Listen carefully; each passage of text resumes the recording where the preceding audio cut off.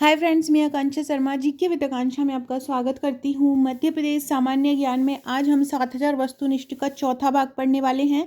इसके पहले हम 3 भाग कर चुके थे, अगर नहीं देखे हैं तो देख लीजिएगा। उसकी लिंक डिस्क्रिप्शन बॉक्स में आपको मिल जाएगी प्लेलिस्ट की, वहाँ पर आपको इसके पूरे वीडियोज़ मिलते रहेंगे। तो चलिए स्टार्ट करते हैं। चैनल पर न्यू है तो चैनल को सब्सक्राइब जरूर कर लीजिएगा।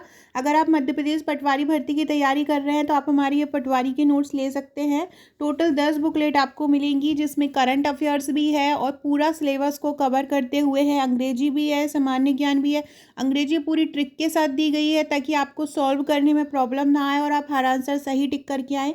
कंप्यूटर के और गणित के हजारों प्रश्न है। विज्ञान के 3000 वन लाइनर है। व्यापम की परीक्षाओं में बार बार पूछे जाने वाले प्रश्न हैं। इसके अलावा जितनी भी योजनाएं हैं, कल्याणकारी योजनाएं हैं, बजट है, आर्थिक सर्वेक्षण है, पशुधन जनगणना है, मध्य प्रदेश का मंत्रिमंडल है, ये सब इस वॉल्यूम 8 में कवर किया, वॉल्यूम 6 में कवर किया। ये मध्य प्रदेश का सामान्य ज्ञान पूरा hand written with flow chart with diagram सहित कवर किया है ताकि आपको पढ़ने में आसानी रहे। हिंदी पूरा हैंड रिटन है, फ्लो चार्ट के साथ है। तो आप सभी ये नोट्स ले सकते हैं। इसका प्राइस ओनली 2199 है और इसके साथ आपको एक व्हाट्सएप का ग्रुप भी मिलता है जहां आपको इसकी तैयारी कराई जाती है। डेली मेरी वीडियोस की पीडीएफ वहां पे दी जाती है। करंट अफेयर्स दिए जाते हैं। रोज़ मैं वहाँ पे मैथ्स रीजनिंग कराती हूँ। इंग्लिश की पीडीएफ वहाँ पे भेजी जाती है। रोज़ इंपॉर्टेंट चीज़ें वहाँ पे ग्रुप में कराई जा रही है। एक आपकी क्लास की तरह है जहाँ पे डेली आपको अपडेट मिलता है, तो आप ये ले सकते हैं। चलिए अब हम हमारा क्वेश्चन स्टार्ट करते हैं। 88 क्वेश्चन हम कर चुके थे और आज हम 89 से स्टार्ट करेंगे। क्वेश्चन है कि वित्त आयोग का गठन मध्य प्रदेश में कब किया था। तो मध्य प्रदेश में वित्त आयोग का गठन 1994 में हुआ था। 17 जून 1994 में वित्त आयोग का गठन हुआ था। और वित्त आयोग का जो गठन हुआ था वो अनुच्छेद 280 के तहत हुआ था। ये भी याद रखिएगा, वित्त आयोग का गठन किस अनुच्छेद के तहत होता है। तो वित्त आयोग का गठन अनुच्छेद 280 के तहत वित्त आयोग का गठन होता है। इसके अलावा वित्त आयोग के अध्यक्ष कौन थे। अभी वर्तमान में वित्त आयोग के अध्यक्ष कौन है। तो हिम्मत कोठारी हैं। कौन है? हिम्मत कोठारी हैं वर्तमान में मध्य प्रदेश वित्त आयोग के अध्यक्ष। वित्त आयोग का गठन मध्य प्रदेश में कब हुआ था? 1994 में हुआ था। किस अनुच्छेद के तहत हुआ था? तो अनुच्छेद 280 के तहत हुआ था। ये सभी फैक्ट याद रखिएगा।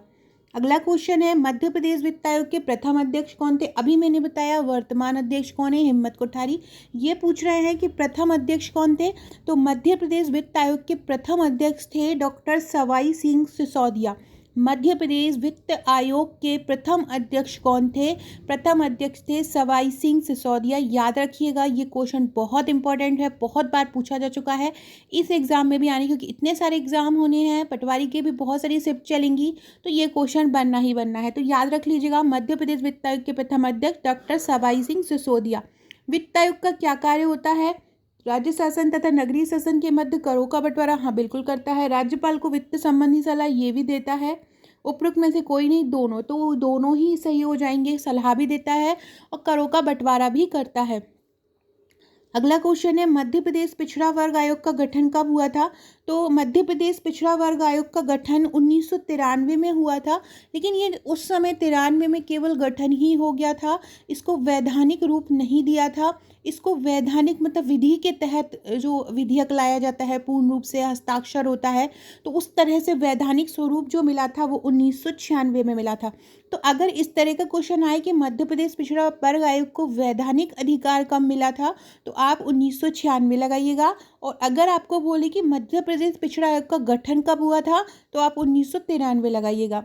फ्रेंड्स, अगर आपने आपका नंबर मुझे व्हाट्सएप पर सेव नहीं करवाया है तो आप मुझे अपना नंबर और नाम लिखकर व्हाट्सएप कर दीजिए। आपका नंबर मैं सेव कर लूँगी। वहाँ पर आपको आने वाली जितने भी एग्ज़ाम्स है वहाँ की अपडेट और क्वेश्चंस आंसर, महत्वपूर्ण जीके सभी आपको मेरे स्टेटस के थ्रू मिलता रहेगा। तो अपना नंबर मेरे पास व्हाट्सएप पर सेव करवा दीजिए और डिस्क्रिप्शन बॉक्स में WhatsApp, Telegram, Facebook, Twitter, Insta की लिंक मिल जाएगी, ज्वाइन कर लीजिएगा। अगला क्वेश्चन है, मध्य प्रदेश और छत्तीसगढ़ में शासकीय सेवकों के विभाजन के लिए किस समिति का गठन किया। कृष्णराव, लोहानी, संथानम या थुंगन समिति। तो लोहानी समिति का गठन हुआ था। मध्य प्रदेश और छत्तीसगढ़ में शासकीय सेवकों के विभाजन के लिए किस समिति का गठन हुआ था? लोहानी समिति का गठन हुआ था मध्य प्रदेश और छत्तीसगढ़ में शासकीय सेवकों के विभाजन के लिए।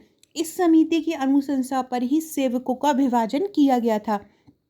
अगला क्वेश्चन है, मध्य प्रदेश में दस्यु सुंदरी के नाम से किसको जाना जाता है? तो फूलन देवी की आपने स्टोरी पढ़ी होगी। फूलन देवी को ही दस्यु सुंदरी के रूप में जाना जाता है। किसको जाना जाता है? दस्यु सुंदरी के नाम से फूलन देवी को जाना जाता है। तत्कालीन मुख्यमंत्री सी अर्जुन सिंह के समक्ष कई शर्तों के साथ चंबल की एक बीहड़ महिला ने फूलन देवी ने आत्मसमर्पण कर लिया था। ये भी आ सकता है कि फूलन देवी ने किसके समक्ष आत्मसमर्पण किया था? तो आपको याद रखना है, तत्कालीन मुख्यमंत्री थे श्री अर्जुन सिंह, उनके सामने इन्होंने आत्मसमर्पण किया था। अगला क्वेश्चन है, इसको आपको सुमेलित करना है। किसका अप्रत्यक्ष चुनाव होता है? प्रत्यक्ष अप्रत्यक्ष क्या होता है? जिन्हें आप डायरेक्ट वोट देते हैं, आपको पता है कि हमें इसको वोट देना है और डायरेक्ट चुन के जो आता है वो होता है प्रत्यक्ष चुनाव। और आप अप्रत्यक्ष किसी को वोट दे रहे हैं और उसके द्वारा लीडर चुन के आ जाए तो वो होता है अप्रत्यक्ष चुनाव। अब सरपंच का चुनाव कैसा होता है? अप्रत्यक्ष या प्रत्यक्ष। महापौर का चुनाव कैसा होता है? उप सरपंच का कैसा होता है? और पंचायत सचिव का कैसा होता है? ये आपको बताना है। तो मैं आपको डायरेक्ट बता देती हूँ। जो सरपंच का चुनाव होता है वो प्रत्यक्ष होता है। गांव में आप देखे होंगे, जब आप सरपंच का चुनाव होता है तो आप डायरेक्ट वोट डालते हैं और आपका मुखिया सरपंच बन जाता है। तो सरपंच का चुनाव क्या होता है? प्रत्यक्ष होता है। उप सरपंच जो होते हैं वो अप्रत्यक्ष रूप से चुने। अब उप सरपंच किसके द्वारा चुने जाते हैं? जो सरपंच होते हैं, फिर गांव के जो कुछ सदस्य सरपंच के साथ मिलकर उप सरपंच अपने में से उप सरपंच का ही चुनाव कर देते हैं।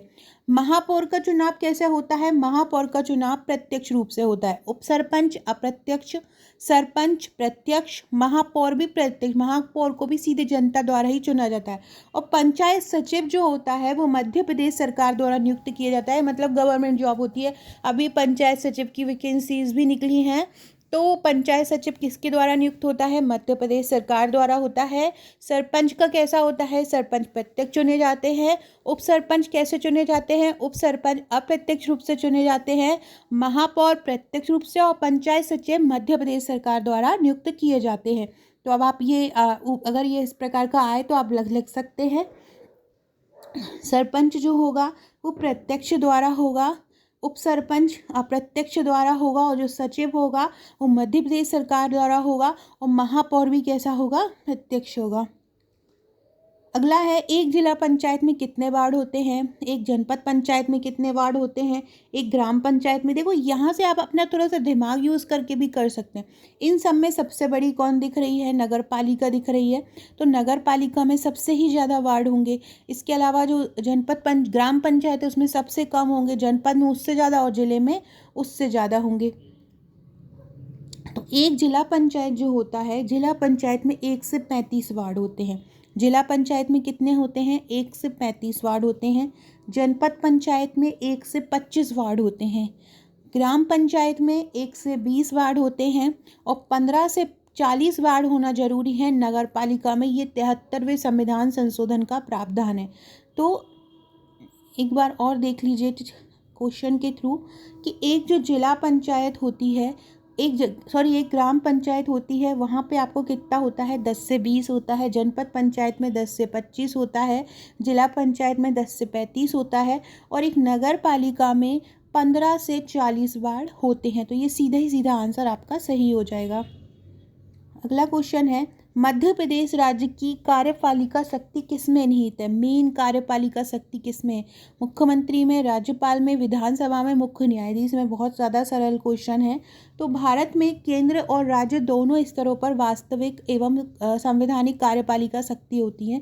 राज्य की जो कार्यपालिका शक्ति होती है वो वैधानिक रूप से, मतलब संवैधानिक रूप से राज्यपाल में निहित होती है, लेकिन इनका जो वास्तविक रूप से उपयोग है वो मंत्रिपरिषद करती है। और मंत्रिपरिषद का जो प्रधान होता है वो मुख्यमंत्री होता है। अनुच्छेद 74 के तहत मंत्रिपरिषद का प्रधान मुख्यमंत्री होता है, जिसकी नियुक्ति राष्ट्रपति द्वारा की जाती है।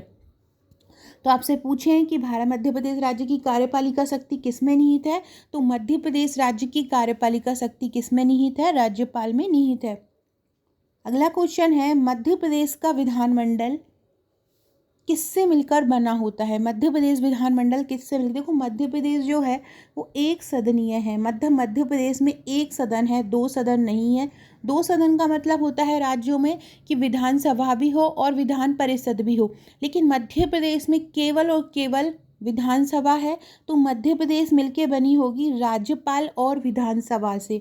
अगर यहाँ पे जैसे किसी राज्य में विधान, जैसे अपन महाराष्ट्र का लेंगे तो महाराष्ट्र में राज्यपाल, विधानसभा और विधान परिषद से मिलके बनी होगी, लेकिन मध्य प्रदेश में विधानसभा नहीं है तो राज्यपाल और विधानसभा से मिलके बनी होगी। राज्यपाल कौन है आपके? मंगूभाई छगन भाई पटेल मध्य प्रदेश के राज्यपाल हैं। मध्य प्रदेश विधानसभा अध्यक्ष हैं गिरीश गौतम। तो ये सभी पॉइंट फैक्ट अच्छे से याद रख लीजिए। कल मैंने एक वीडियो बनाया था, उसमें मध्य प्रदेश के जितने भी संवैधानिक पदाधिकारी थे, जितने भी अभी नियुक्त हुए हैं, भले वो न्यायाधीश हो, विधानसभा अध्यक्ष हो, महालेखाकार हो, उसको सबको एक वीडियो में कवर करवा दिया है। नहीं देखा हो तो देख लीजिएगा। तो मध्य प्रदेश विधानमंडल, और जैसे कि आपसे पूछे कि भारत की जो संसद है वो किससे मिलके बनी होती है, तो संसद मिलके बनी होती है लोकसभा, राज्यसभा और राष्ट्रपति से। संसद किससे मिलके बनी होती है? लोकसभा, राज्यसभा और राष्ट्रपति से। इसके अलावा जो अगर आपसे पूछें कि मध्य प्रदेश से लोकसभा की सीटें कितनी हैं, तो मध्य प्रदेश से लोकसभा की सीटें 29 हैं। मध्य प्रदेश से राज्यसभा की सीटें कितनी हैं, तो मध्य प्रदेश से राज्यसभा की सीटें 11 हैं। मध्य प्रदेश में विधानसभा की सीटें कितनी हैं, तो 230 हैं। मध्य प्रदेश विधानसभा में प्रथम नेता प्रतिपक्ष का पद किसको दिया गया था? तो मध्य प्रदेश में प्रथम जो नेता प्रतिपक्ष थे वो विश्वनाथ यादव टामस्कर थे। विश्वनाथ टामस्कर भी आप याद रख सकते हैं। तो विश्वनाथ यादव राव टामस्कर जो थे वो मध्य प्रदेश विधानसभा के प्रथम नेता थे। आपसे पूछे पहले अभी वर्तमान में कौन है नेता प्रतिपक्ष, तो गोविंद सिंह है। डॉक्टर गोविंद सिंह वर्तमान में नेता प्रतिपक्ष है। और मध्य प्रदेश विधानसभा के प्रथम नेता प्रतिपक्ष कौन थे, तो विश्वनाथ यादव टामस्कर थे, प्रथम विधानसभा नेता प्रतिपक्ष थे। प्रथम विधानसभा में वह 1956-57 की अवधि में रहे थे। इस समय राज्य में कांग्रेस का शासन था। नेता प्रतिपक्ष को राज्य के मंत्री के बराबर दर्जा, वेतन और सुविधाएं प्रदान की जाती है। अगला है मध्य प्रदेश विधानसभा के प्रथम उपाध्यक्ष कौन बने थे, तो मध्य प्रदेश की जो पहली विधानसभा है उसका गठन हुआ था 1956 में। कब हुआ था? 1956 में हुआ था। और तो प्रथम विधानसभा के अध्यक्ष मैंने लास्ट वीडियो में बताया था कि कुंजीलाल दुबे थे, और उपाध्यक्ष थे प्रथम विधानसभा के विष्णु विनायक सरवटे। कौन थे? विष्णु विनायक सरवटे थे। प्रथम विधानसभा के अध्यक्ष कुंजीलाल दुबे थे और उपाध्यक्ष कौन थे? उपाध्यक्ष विष्णु विनायक सरवटे थे। दोनों ही याद रखिएगा। मध्य प्रदेश के प्रथम राज्यपाल, ये तो आपको बताने की जरूरत ही नहीं है, याद ही होगा आपको, वी पट्टाभी सीतारमैया मध्य प्रदेश के प्रथम राज्यपाल थे। और इनका कार्यकाल 1 नवंबर 1956 से 13 जून 1957 तक चला था। अगला क्वेश्चन है मध्य प्रदेश में राज्यपाल की नियुक्ति कौन करता है, तो मध्य प्रदेश में राज्यपाल की नियुक्ति भारत के राष्ट्र मतलब ये केंद्र सरकार के एक एजेंट के रूप में हमारे किसी भी राज्य में काम करता है। तो इसकी नियुक्ति हमेशा विवादों में भी रहती है और अनुच्छेद 156 के तहत ये होती है। और कौन करता है इसकी नियुक्ति? राष्ट्रपति द्वारा होती है और ये राष्ट्रपति के प्रसाद पर्यंत अपने पद पर रहता है। सामंतन का कार्यकाल 5 वर्ष होता है। फ्रेंड्स, अगर आप हमारे MPPSC प्रीलिम्स के नोट्स भी लेना चाहते हैं तो टोटल आपको 11 बुकलेट प्रीलिम्स में मिलती है, यूनिट वाइज तैयार किए गए हैं। बुकिंग चालू हो चुकी है, 2699 उसका चार्ज है, आप ले सकते हैं। पटवारी भर्ती के नोट्स की 10 बुकलेट मिलती हैं, सभी बहुत ईजी लैंग्वेज में तैयार किए गए हैं। 2199 पटवारी भर्ती के नोट्स का चार्ज है। और अगर आप मेन्स के नोट्स लेना चाहते हैं तो मेन्स के नोट्स प्रश्नोत्तर श्रृंखला में तैयार किए गए हैं हैंड रिटन, तो वो भी आप ले सकते हैं। और आप हमारे हर नोट्स के साथ आपको एक पेड व्हाट्सएप के ग्रुप भी मिलते हैं जहां आपको उसकी प्रिपरेशन कराई जाती है। राज्य विधानसभा की बैठक की अध्यक्षता व कार्यवाही का संचालन किसके द्वारा किया जाता है, तो जो भी सदन होता है चाहे वो राज्यों में हो चाहे वो केंद्रों में हो, उनकी अध्यक्षता और कार्यवाही का संचालन वहाँ पे स्पीकर करता है। स्पीकर मतलब जो भी उस सदन का अध्यक्ष रहेगा। जो राज्य विधानसभा की बात हो रही है तो विधानसभा अध्यक्ष वहाँ की अध्यक्षता करेगा, तो इसका आंसर क्या हो जाएगा? विधानसभा अध्यक्ष हो जाएगा। उसकी अगर विधानसभा अध्यक्ष नहीं रहता है तो उसकी अनुपस्थिति में उपाध्यक्ष या सदन के वरिष्ठ सदस्यों द्वारा इसकी अध्यक्षता की जाती है। अगला है सदन का नेता कौन होता है? मुख्यमंत्री, नेता प्रतिपक्ष, संसदीय कार्य मंत्री या विधानसभा अध्यक्ष। तो विधानसभा में सबसे बड़े दल का नेता ही सदन का नेता होता है। और सदन का नेता कौन होता है? सदन का नेता कौन होता है? मुख्यमंत्री। तो यहाँ पे क्या आ जाएगा आंसर? मुख्यमंत्री।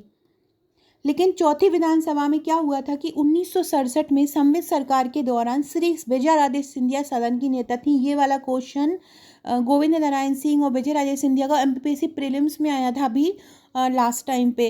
तो ये पूछा था कि कौन इसमें सदन के नेता नहीं रहे थे, तो गोविंद नारायण सिंह जो थे। ऐसी स्थितियां हो जाती थी कि ऐसी स्थितियां पड़ गई थी कि उस समय सदन की नेता विजय राजे सिंधिया थी, गोविंद नारायण सिंह नहीं थे, गोविंद नारायण सिंह के कार्यकाल में। मध्य प्रदेश विधानसभा, जिसे इंदिरा गांधी विधानसभा भवन भी कहा जाता है, इसको डिज़ाइन किसने किया था? चार्ल्स कोरिया ने इसको डिज़ाइन किया था। और चार्ल्स कोरिया ने ही जो है भोपाल स्थिति भारत भवन का डिज़ाइन भी तैयार किया था। अगला क्वेश्चन है, मध्य प्रदेश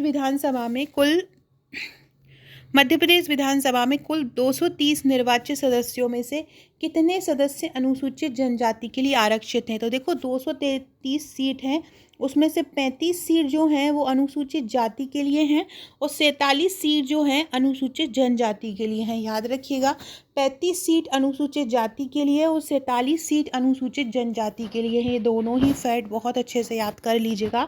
35 सीट जाति के लिए है और 47 सीट अनुसूचित जनजाति के लिए है। तथा शेष जो हैं वो 148 सदस्य हैं, जिसमें सामान्य वर्ग के सदस्यों से भरे जाते हैं। एक सदस्य एंग्लो इंडियन का समुदाय से होता था, लेकिन अब उसको हटा दिया गया है, जिसको राज्यपाल द्वारा नियुक्त किया जाता था। अगला है, वर्तमान में मध्य प्रदेश के कितने मुख्यमंत्री और पूर्व मुख्यमंत्री हमारे बीच हैं? तो वर्तमान में लगभग 7, अब 8 हो जाएगा, क्योंकि अब कमलनाथ भी इसमें शामिल हो जाएंगे। तो अब वर्तमान में मध्य प्रदेश के कितने पूर्व मुख्यमंत्री हमारे बीच है? तो अब ये आंसर क्या हो जाएगा? यहाँ पे 8 हो जाएगा। 8 मुख्यमंत्री और पूर्व मुख्यमंत्री हमारे बीच हैं, जिनमें कैलाश जोशी, सुंदरलाल पटवा, मोतीलाल वोरा, दिग्विजय सिंह, उमा भारती, बाबूलाल गौर, शिवराज सिंह चौहान। मध्य प्रदेश में लगातार 3 बार मुख्यमंत्री की शपथ लेने वाले कौन हैं? तो श्री शिवराज सिंह चौहान हैं। सो फ्रेंड्स, ये थे हमारे आज के क्वेश्चन। वीडियो अच्छा लगा हो तो लाइक शेयर सब्सक्राइब जरूर कीजिएगा। नेक्स्ट क्वेश्चन मैं नेक्स्ट वीडियो में लेके आऊँगी। बहुत ही महत्वपूर्ण क्वेश्चन है ये। अभी मध्य प्रदेश की राजनीति से संबंधित प्रश्न चल रहे हैं, इनसे बाहर कोई भी प्रश्न आपका नहीं जाएगा। आप मध्य प्रदेश की तैयारी, कोई भी एग्जाम की तैयारी कर रहे हो, चाहे एमपीपीएससी की कर रहे हो, चाहे आप व्यापम की कर रहे हो, ये सभी में आपके लिए बहुत इंपॉर्टेंट है। Okay friends, thank you.